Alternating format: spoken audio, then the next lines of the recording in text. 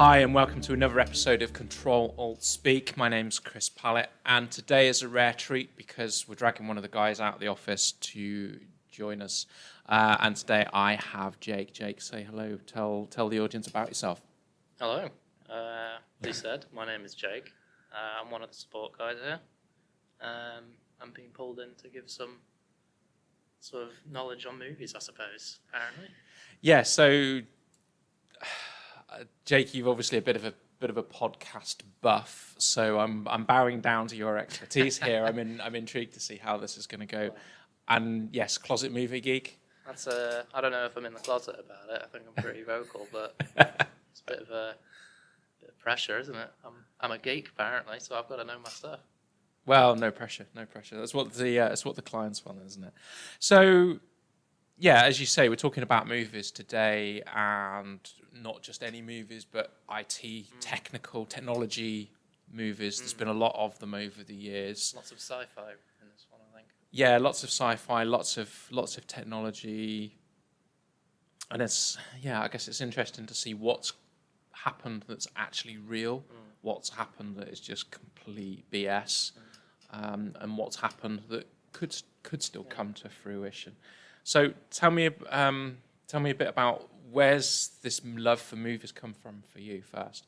I've always been a bit of a creative type, so I like all things that are a bit, in that kind of area. Okay. But movies in particular I always liked because at one point I kind of realised that movies are their own kind of language when you watch them, and everything in them is trying to communicate something to you, whether it's what somebody's wearing or, the lady in the red dress. Yeah, exactly. Yep. Or stuff like that. And so I always found that kind of fascinating. Okay. So that's where that comes from. So what's your favourite film? Blade Runner. Okay, and what was your thought on the sequel? It's all right. Yeah. Yeah? Yeah. Okay. It's fine. So when they released the sequel, I bought the director's cut of the original. Found that a very, very hard watch. They're a bit weird. Blade Runner's a weird movie because there's like 4 different releases of it. Mm-hmm. There's like a original theatrical cut, which had the main character Deckard doing like a voiceover the entire time. Okay. And then there's a director's cut, an edited theatrical cut, and the final cut. So it really depends which one you watch of that one, unfortunately, because they all change quite a lot. Yeah, well, I have the final cut. That's the one I like most. okay. Well, I have the director's cut, so we'll have to I'll have to watch it again, and then we can compare notes. Do you think they did it justice with the sequel? Yeah, I think so. Visually, it was quite a striking thing. So, and that was always one of the main things about the first one. So yeah. Yeah. So technology in Blade Runner, we've got flying cars. We haven't got those yet. Not yet.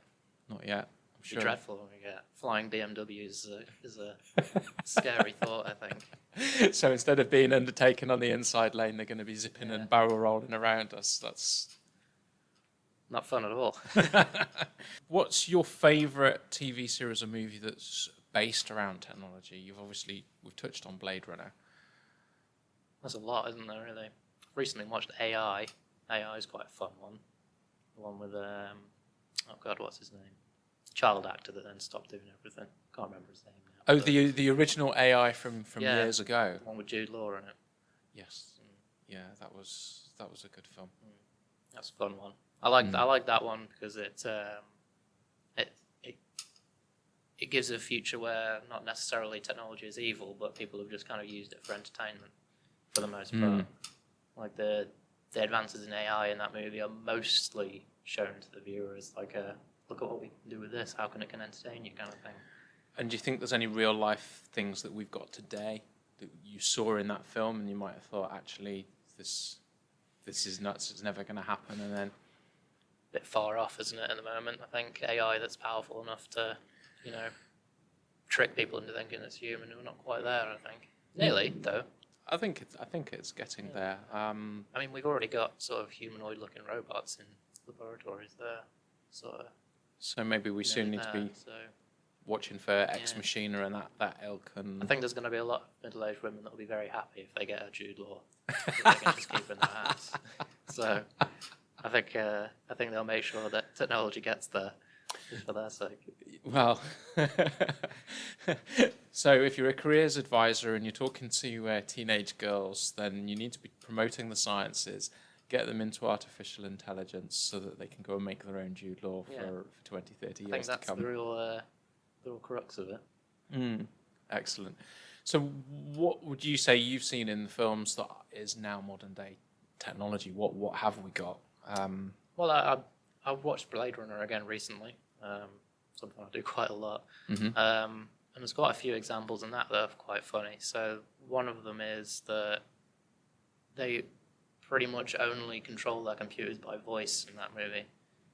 There's no mice or keyboards or anything. They all say zoom or enhance or something like that. And that's quite close to what we actually have now, is that, you know, we have things in our house that listen to us and do things for us. And yeah.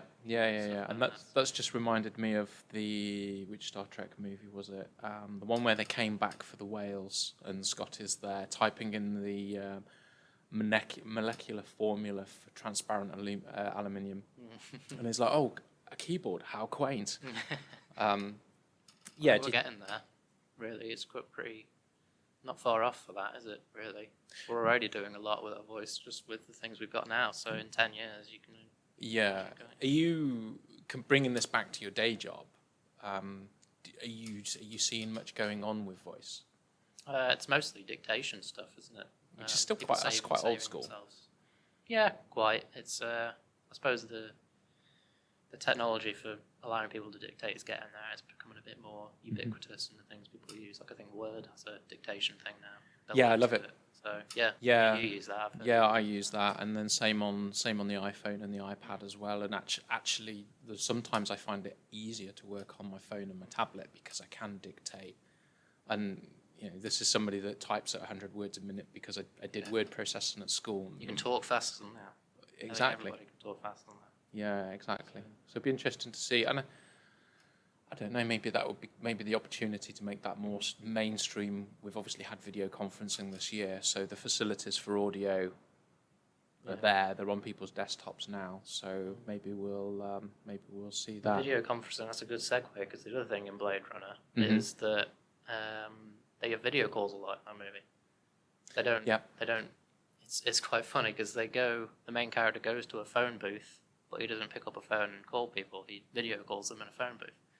So BT might be regretting getting rid of all those phone boxes at some point then. What about technology that we haven't seen? I know I'm assuming that it still goes that big. There was a big prize fund for reproducing the tricorder in Star Trek. There's a lot of stuff that we just haven't seen. We touched on we touched on flying cars. What else do you think we've seen in the films that aren't reality that would just make a real addition to our lives? Well, a couple of years ago, you couldn't have said that you could make a phone call with a watch, but you can do that now. Yeah. So by the time in a year, if somebody finds this podcast and listen to it, we could say something and they'd be like, "What are you talking about? That's been around for like months." So it's really difficult to say, isn't it? Yeah, absolutely. The things that when I was a kid, watches were watches, and then you might now they're not be computing devices in themselves. Yeah, and you might not be old enough to remember the Casio calculator watch. You might be a bit young for that. You've heard of it, yeah. But some of us had that, and that was the rage. Whereas now, make a phone call on your watches. I mean, that's not far off, really, is it? The Apple Watch. That's not far off from the Star Wars communicator thing, is it? You just affix that to your shirt, and that's basically it, isn't it? Yeah, absolutely. So it's really, really getting there. It's moving pretty fast. So, Jake, we've obviously got the films that are just utter trash to watch in terms of relevant, how real life it is to what we've got now. So, when we were talking earlier, we were talking about Hackers, great film, Angelina Jolie, great soundtrack, bit of Orbital at the start there, and I think they got some left field going on as well. So, being a music guy, all about the music. And then ridiculous quotes like "hack the planet" and "hack the Gibson." And there was one scene in the boardroom, and the the CEO of the big oil corporate is there being told off by the IT guy because he used a password of God. Rookie mistake. Rookie mistake, absolutely.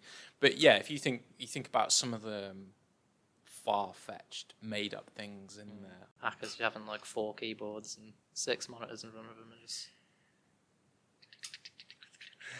usually with a nice early 90s trance soundtrack.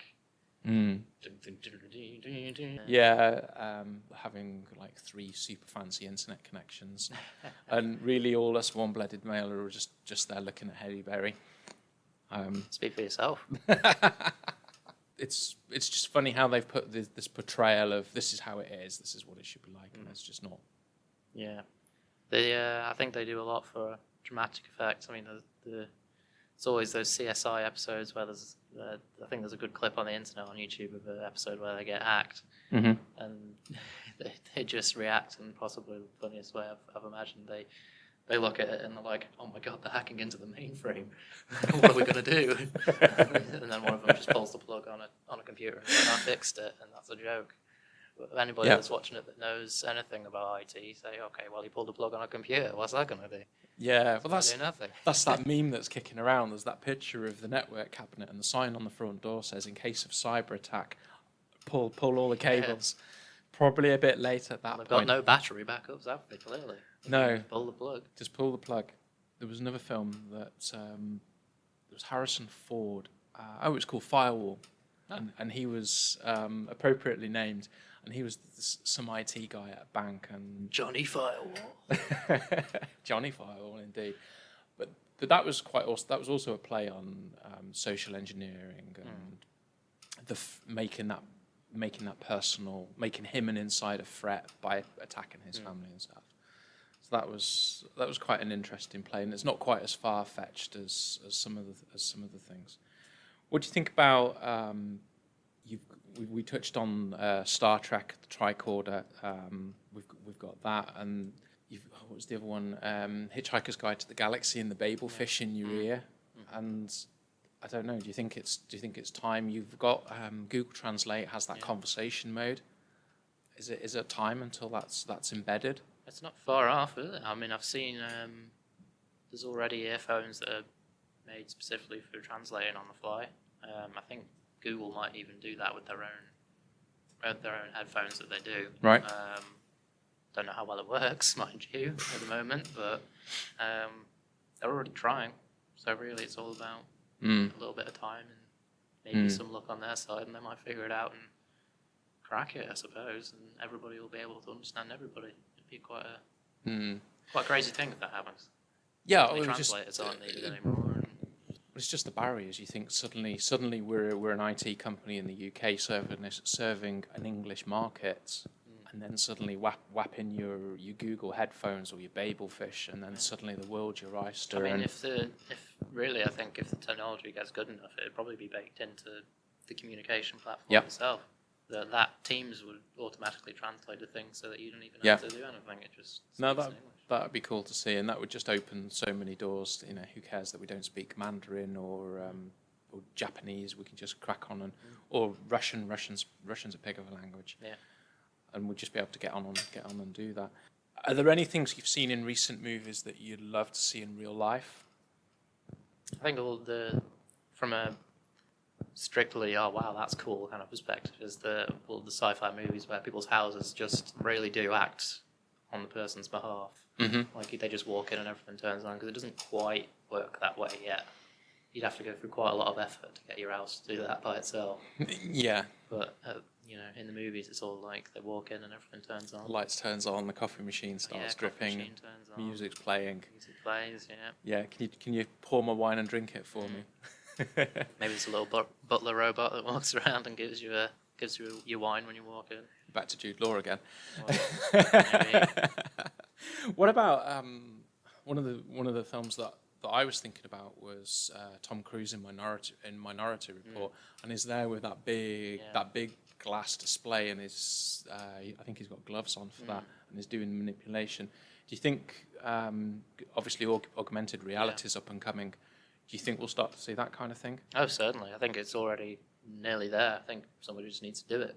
I Mm. mean, I know already there's with full-on VR headsets, it can put you on like a virtual desk, and then you can make monitors as big as you want, and just have them there, and have as many as you want, and do whatever you want. No longer the quest for 3 screens. You can just have as many as you want. Cinema wall. Yeah.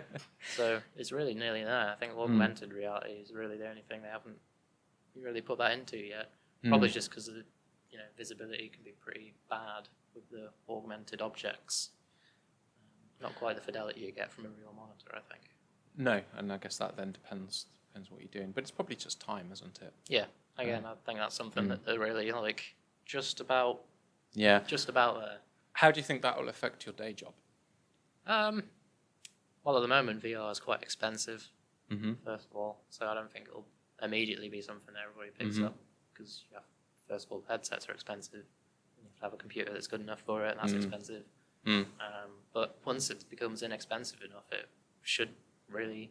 I mean, at the moment, there's VR headsets that are just a self-contained sort of unit. Yeah. So, in theory, if that was your computer, you could just pop it on and sit somewhere, like in a bus station or something, and have your entire desk right there. Yeah, well, that should be quite crazy. Yeah, and I think it'd be interesting to see how that applies to tech support. So if you think Tom Cruise again, he's flavor of the flavor of this podcast, Vanilla Sky, and he's got that guy that keeps reappearing, and the guy's been injected into his makeup world, and he is called tech support. And I wonder if down the road we'll get calls from clients saying, "No, my password's broken, I can't print," and then we'll just VR into the customer's space and be like, "Right, tech support's here. What do you need some help with?" Okay, so can you put on your AR glasses for a moment, and I'll be right there to help you. Yeah, that'd be quite cool actually. That would be quite cool. Seems spooky now, but I bet when it when it actually happens, it'll just be normal again. Yeah, it's like making calls on a watch. Yeah, absolutely. What about things like 3D printing? And we've seen some of that in films. I mean, that's only getting better and better every year, isn't it, really? It's already helping out in medicine quite a lot. Yeah. Heart valves is one thing. I saw somebody 3D printed some heart valves. Yeah. And it works, which is really crazy stuff. That's really getting into the sci-fi realm where, printing body parts. Yeah, it sounds ridiculous when you say it, but I mean, it's happening. Do you think we'll need to consider existing infrastructure, the stuff that we know and we already work with before? One of the things that springs to mind now is all the data that's being harvested. Where's that going to go? Yeah. How do we protect it? I mean, right now it tends to go to somewhere very far away in a very big data center, doesn't it? It doesn't necessarily give the people the control over their own stuff, which is a big thing at the moment. And that's only going to grow exponentially. So we've got quantity, we've got sovereignty of data. Where is that living? Presumably, you'd want that in your own hands. You wouldn't possible. You wouldn't want it in China, would you? Let's be fair. Let's be fair. I mean, we know from movies what happens when a single entity holds all of people's data. It's a sci-fi thing, isn't it? That big companies go evil at some point. Either it's Cybernet or any of the other ones. So yes, Cybernet. You really want your own stuff. You don't want Cybernet to have it, because then the Terminator will come find you. Do you think that's likely that AI will take over? That's a big question, isn't it? Really, a lot of very smart people have argued about it, and I'm not nearly as smart as any of them. But I think it's. I don't think so, personally. I think it's technology. We control it. Yeah. We tell it what to do at the end of the day. There was a film. There was a film I saw quite recently, and I can't remember for the love of me what it was called. But the basic premise was that the President of the United States had, or over a period of time, they'd introduced this CCTV, nationwide CCTV, and then what they'd done with the black spots, they'd got these robots that went around and do the spying. So just the size of a hedgehog type size, but it would scurry around and go in all the pipes and stuff. Then they adapted it to a military application, so you had the bigger monsters, guns, Gatling cannons on the top, and then suddenly the program goes rogue. They're using the AI robots to actually kill the bad guys rather than record it and then send the police. And then the whole plot twist at the end, because there was the president and some president candidate with their fighting, it turns out that it was all being manufactured artificially by the AI, and the AI had actually taken over the US government. Yeah. And there wasn't a president. The president was long gone, dead and buried. And it's the AI that's calling the shots. Yeah. I mean, you gotta hope that doesn't happen. Well, sounds obvious to say. Yeah, but Boris Johnson is not a real person. He is really a robot. I'll try not to get political on the podcast. Other political parties do exist, yes. And they could also all be robots. I'm not going to say that Boris already looks like a robot. What other things can you even use AR for? There's a lot. Obviously, we only really talked about the technical support uses, but actually, Jake, one interesting project that's been kicking around at the moment. So one of our customers, they've been looking at a console for doing temperature checking of their workforce, and it's been really interesting from the networking point of view. There's multiple consoles at multiple locations. Connectivity has been an absolute pain, so we haven't had fixed broadband there. We're trying to do it over 4G. We're trying to get so basically what happens is the employee walks up to this console. The console takes their temperature. Obviously, high temperature, coronavirus, not a good thing. Get out, run away very fast. Go and isolate for 2 weeks, and don't forget to wash your hands. So what you've got is this console. You've got any number of people walking up to the console, having their temperature checked, and then that data's got to go somewhere. So we've had to then find a way to get the data from the console back to a central database for record keeping.